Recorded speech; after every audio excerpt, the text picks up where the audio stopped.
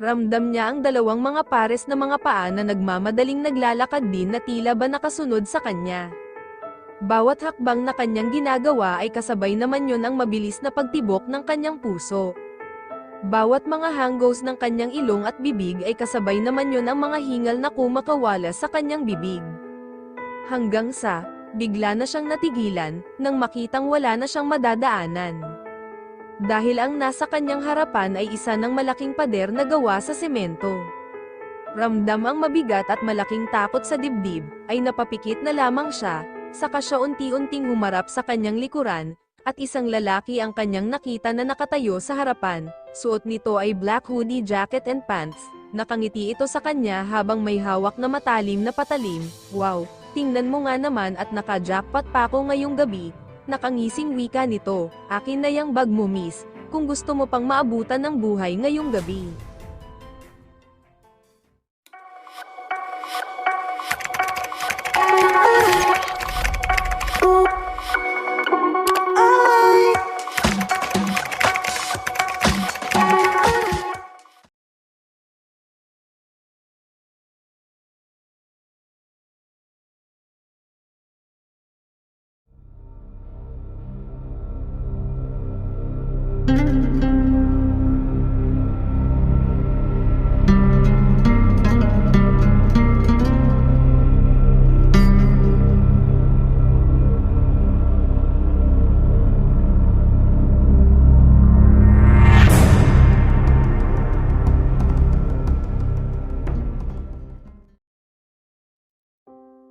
So, Sulgi, I heard that you were always the top one at your previous school. What made you transfer here? Tanong ng nakangiting si J.A. kay Sulgi na ikinatitig niya naman dito. Ha, at bakit ganon na lang siya kainteresado sa buhay ko? Nagtatakang tanong niya sa kanyang isipan. Ha, kung nagtataka ka, I'm just curious. Nakangiting sagot nito, if ayaw mong sagutin, it's okay. Dugtong pa nito saka ibinaling na ang mga mata sa pagkain. Ibinalik niya na rin ang mga mata sa pagkain. Nakaupo ito sa bandang kaliwa niya kaya naman kitang-kita niya sa harapan ang mga matang nakamasid lang sa kanila. Huwag mo na lang silang pansinin. They are just jealous kasi ikaw ang kasama ko. Nakangiting wika nito na sinulyapan at kinindatan siya. Sa ginagawa at ipinaparamdam nito ay hindi niya maiwasang mailang, kaya nagbawi siya agad ng mga tingin dito. Hindi siya sanay na may ipinapakitang kabaitan sa kanya ang isang tao, dahil lumaki siyang introvert kaya hindi siya basta-basta nagtitiwala sa ibang tao. Sulgi, do you have a plan na mag-enroll sa Advanced Tutor Center? May alam akong school, gusto mo, samahan kita.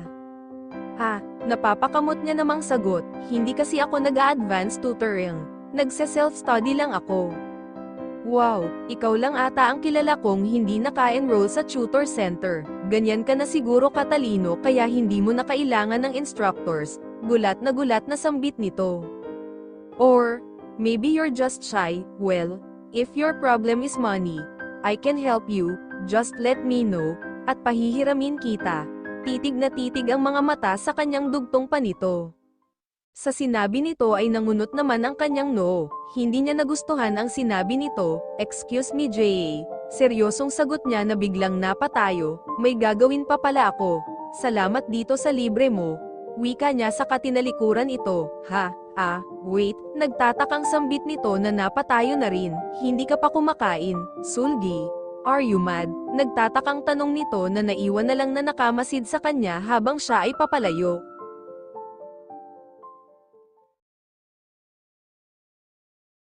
Natapos ang klase, papalabas na sana ng gate si Sulgi nang magulat siya sa kamay na nakahawak sa kanang balikat niya. Sulgi, wait, humahangos na pagtawag ni J.A. sabay hila sa balikat niya. Malalim na napabuntong hininga naman siya nang napaharap na rito. Mag-usap muna tayo, may nasabi ba akong masama? Kanina pa kita kinakausap sa classroom, pero hindi mo ko pinapansin. Matalas ang mga tingin na tinitigan niya naman ito. J.A., lubayan mo na ako.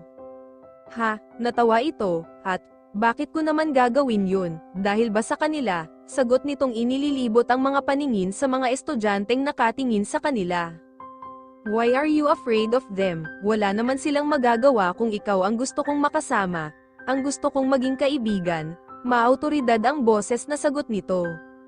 Malalim naman siyang napabuntong hininga, yun na nga ang nakakapagtaka. Bakit sa dami ng mga estudyante rito, ako pa ang gusto mong kaibiganin? Sa naging tanong niya ay natameme ito, tila malalim na napaisip din ito, mas lalo naman siyang nagdududa rito. Nang liliit ang mga matang tinitigan niya ito, hindi ka makasagot, alam mo, mas lalo akong nagdududa sa'yo. Akmang tatalikuran na niya ito nang bigla itong lumipat sa dadaanan niya kaya nabunggo siya sa dibdib nito. Jay, ano ba, naiirita na niyang saad dito, where are you going, ihahatid na kita, akmang hahawakan nito ang kanyang kamay nang tinabig niya iyon. Ano ba, hindi ka ba nakakaintindi, lubayan mo na ako Jay, kaya ako pinag-iinitan sa Chehwa dahil sa'yo, kaya pwede ba, lumayo ka na sakin, sa sinabi niya ay napayuko ito, ilang sandali pa, ay walang imik na tinalikuran at iniwan na siya nito, sa naging reaksyon nito ay nakaramdam siya ng pag-aalala, pero iwinalang bahala niya rin iyon at nagsimula ng naglakad papalabas ng eskwelahan.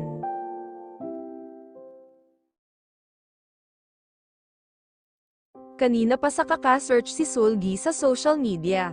Kanina pa nananakit ang kanyang mga mata sa kakatingin sa kanyang phone screen. Kanina pa panay ang chat niya sa kung sino-sinong estranghero sa cellphone. Hanggang sa napasuntok siya sa hangin, nang mahanap na niya ang kahapon niya pa hinahanap sa online. Yes, we can meet there at exactly 11 PM, this is only 20,000 won, sunod-sunod na reply ng kanyang kachat sa cellphone. Iyon ay ang kanilang school uniform sa Chehwa High School.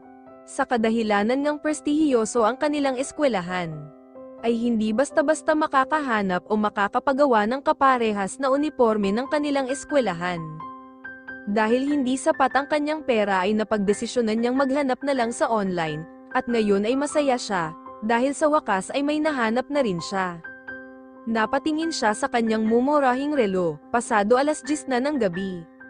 Lumabas siya sa kanilang bahay at pumunta sa lugar na kung saan ang sinabi ng seller. Dahil gabi na nga ng mga oras na iyon ay marami na ring mga pasaway na naglilipana sa kalye. May ilan sa mga ito ay may ingay na mga lasing at nagsusuka, meron ding mga grupo ng mga kabataan ang nagpapapansin sa kanya. Ngunit tuloy-tuloy lamang ang kanyang paglalakad sa lugar na kung saan ay magkikita sila ng seller. Hindi na siya komportable, lalo na at ramdam niya ang dalawang mga pares na mga paa na nagmamadaling naglalakad din na tila ba nakasunod sa kanya. Bawat hakbang na kanyang ginagawa ay kasabay naman yon ang mabilis na pagtibok ng kanyang puso. Bawat mga hanggos ng kanyang ilong at bibig ay kasabay naman yon ang mga hingal na kumakawala sa kanyang bibig. Hanggang sa, bigla na siyang natigilan, nang makitang wala na siyang madadaanan.